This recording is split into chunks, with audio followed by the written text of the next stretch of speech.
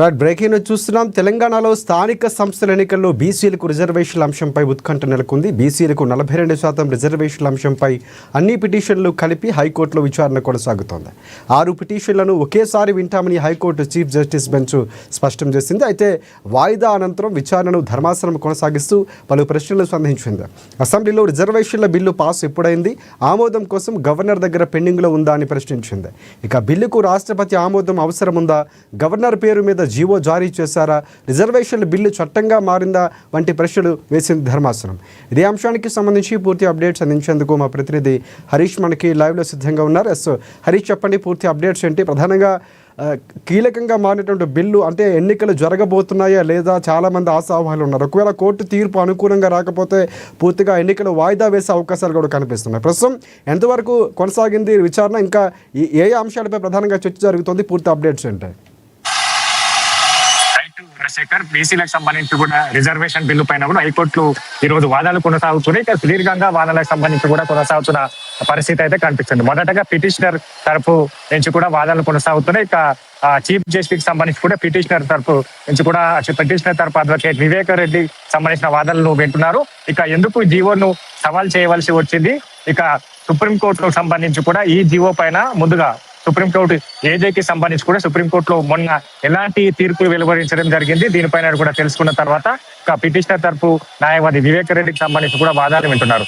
జీవోకి సంబంధించి కూడా ఎందుకు సవాల్ చేయవలసి వచ్చిందని కూడా ఏదైతే చీఫ్ జస్టిస్ ప్రశ్నించారు. మొదటగా ఇక ఈ 42% సంబంధించి కూడా ఇది సమగ్రంగా ఈ జీవో లేదు, ఎంపైరికల్ డేటా బయట పెట్టలేదు, 1 కమిషన్ డేటాకి సంబంధించి కూడా బయట పెట్టలేదు. జీవోకి సంబంధించి కూడా ఇక చట్టబద్ధత కాదు, రాష్ట్ర ప్రభుత్వం ఒకవైపు ఏదైతే 41 జీవోకి సంబంధించి కావచ్చు, బీసీ రిజర్వేషన్ బిల్లుకు సంబంధించి కూడా గవర్నర్ వద్ద బిల్లులు పెండింగ్ లో ఉన్నాయి. పెండింగ్ లో ఉన్న పరిస్థితుల్లోనే ఈ 9th ఏదైతే జీవో 9 ని తీసుకొచ్చారు, ఇది చట్టపరమైంది, చట్టబద్ధమైంది కాదు. చట్టబద్ధంగా ఈ బీసీ రిజర్వేషన్ బిల్లు జరగాలని కూడా పిటిషన్ తరపు న్యాయవాది కూడా వాదిస్తున్న నేపథ్యం అయితే కనిపిస్తుంది. మొత్తంగా 50% రిజర్వేషన్లకు సంబంధించి కూడా దాటకూడదంటూ కూడా పిటిషనర్ తరపు న్యాయవాది వివేక్ రెడ్డి వాదాలు వినిపిస్తున్న నేపథ్యం అయితే కనిపిస్తుంది. ఇక మొత్తంగా సుప్రీంకోర్టుకు సంబంధించి కూడా బీసీ రిజర్వేషన్ సంబంధించి ఈ తరహాలో తమిళనాడులో కూడా రిజర్వేషన్ బిల్లును తీసుకొచ్చారు. దానికి సంబంధించి కూడా సుప్రీంకోర్టులో కొట్టివేయడం జరిగింది. ఇక తెలంగాణకు సంబంధించి కూడా గవర్నర్ వద్ద పెండింగ్ లో ఉన్న నేపథ్యంలో జీవో 9 తీసుకొచ్చారు. ఒక పంచాయతీరాజ్ ఎన్నికల షెడ్యూల్ కి సంబంధించి కూడా ప్రకటించారు. ఇది చట్టబద్ధంగా కాదు. ఇక ఏదైతే ఇప్పుడు బీసీ రిజర్వేషన్ బిల్లుకు సంబంధించి కూడా చట్టపరంగా జరగాలి. వీటికి సంబంధించి కూడా తాము బీసీ రిజర్వేషన్ బిల్లుకు వ్యతిరేకం కాదు. బీసీ రిజర్వేషన్ బిల్లుకు సంబంధించి కూడా సమగ్ర నివేదిక జరిగింది. కులగణన సర్వేకి సంబంధించి కూడా అవి బహిర్గతం చేయలేదు. ఒక ప్రభుత్వం నుంచి కూడా ఒక 1 కమిషన్ ఏర్పాటు చేశారు. ఆ కమిషన్ కి సంబంధించి కూడా బహిర్గతం చేయలేదు. ఒక ట్రిపుల్ టెస్ట్ లేకుండానే 50% సంబంధించిన రిజర్వేషన్ బిల్లుకు సంబంధించి కూడా తీసుకొచ్చారంట. ఎస్సీ ఎస్టీలకు సంబంధించి రిజర్వేషన్లకు రాష్ట్ర ప్రభుత్వం తీసుకొచ్చేందుకు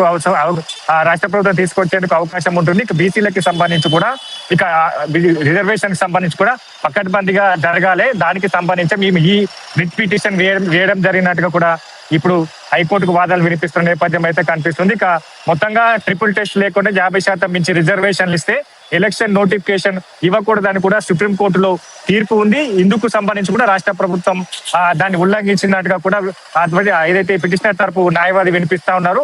ఇక బిల్లుకు సంబంధించి కూడా అసెంబ్లీలో పాస్ అయిందన్నట్టు కూడా హైకోర్టు అడ్వకేట్ జనరల్ ప్రశ్నించారు. హైకోర్టుకు సంబంధించి కూడా ఆయన ఈ నెల ఆగస్టు 31 రోజున ఈ 2 బిల్లుకు సంబంధించి కూడా పాస్ అయినట్టుగా కూడా చెప్పడం జరిగింది.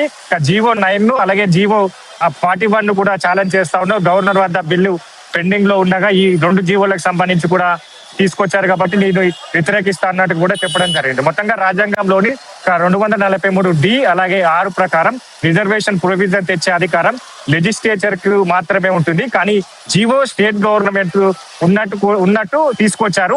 ఇది చట్టపరమైంది కాదు అన్నట్టు కూడా వాదాలు వినిపిస్తున్నారు. మొత్తంగా ట్రిపుల్ టెస్ట్ తర్వాతనే రిజర్వేషన్లు పెంచవచ్చాను పలు తీర్పులు కూడా ఉన్నాయి. ఇక ట్రిపుల్ టెస్ట్ లో భాగంగా ఇక్కడ మొదటిది డెడికేషన్ కమిషన్ రిపోర్టు, దీన్ని కూడా బహిర్గతం చేయలేదు. ఎంపైరికల్ డేటా సమగ్రంగా లేదు.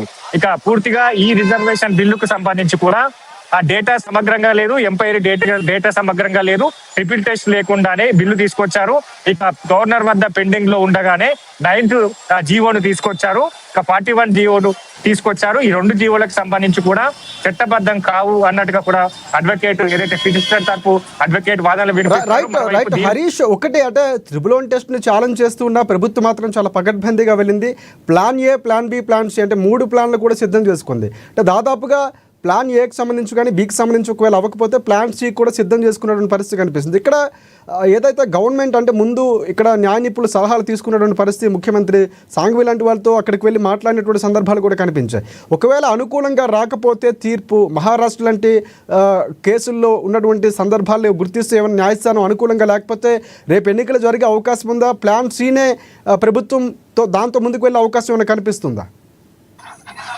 రైట్, ప్రధానంగా ఇప్పుడు పిటిషనర్ తరపు వాదనలే వింటున్నారు. మరోవైపు రాష్ట్ర ప్రభుత్వం తరపున అభిషేక్ వాదనలు వినిపిస్తారు. తర్వాత ఇంప్లీడ్ కి సంబంధించి కూడా ఈ బిల్లుకు సంబంధించి కూడా అనుకూలంగా 21 మందికి సంబంధించిన బీసీ నేతలు తమను కూడా ఈ దీంట్లో తమ వాదనలు కూడా వినాలి అనే పిటిషన్లు వేయడం జరిగింది. వాళ్ళ వాదనలు వింటారు. ప్రధానంగా రాష్ట్ర ప్రభుత్వం తరఫున కూడా బిల్లుకు సంబంధించి రిజర్వేషన్లు, ఇతర రాష్ట్రాలకు సంబంధించిన రిజర్వేషన్ బిల్లు అది సుప్రీంకోర్టు తీర్పులు కావచ్చు, ఇతర కోర్టులో ఇచ్చిన తీర్పులకు సంబంధించిన ఆ వాదనలు కూడా అభిషేక్ సింఘ్వి అయితే అమెరికా ఎయిర్పోర్ట్ లో వాదనలకు సంబంధించిన వినిపించబోతున్నాడు. అలాగే రాష్ట్ర ప్రభుత్వం తరఫున కూడా అంటే సమగ్రంగా కుటుంబ సర్వే జరిగింది, ఇక ఇంటింటికి సర్వే నిర్వహించాం, ఇక దీనికి సంబంధించి కూడా పూర్తిగా ఈ పకడ్బందీగా సర్వే చేశాం. అలాగే 1 మెన్ కమిషన్ రిపోర్ట్ చేశాం, డెడికేషన్ నియమించాం. ఏదైతే కులగణన సర్వే జరిగిందో దానికి డెడికేషన్ కమిషన్ ను నియమించాం. కమిషన్ ఆధారంగానే ఆ రిపోర్టుకు సంబంధించి కావచ్చు, పూర్తిగా బీసీలకు సంబంధించి కూడా